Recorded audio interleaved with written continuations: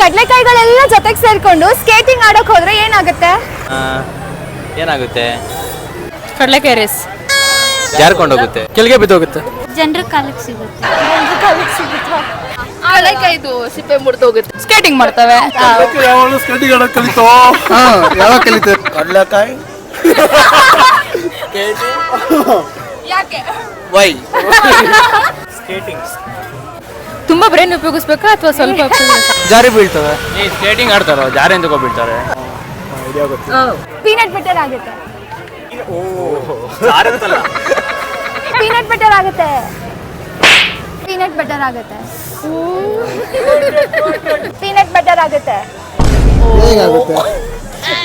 ಜಾರ್ಕೊಂಡು ಹೋಗಾಗುತ್ತೆ. Peanut butter ಆಗುತ್ತೆ.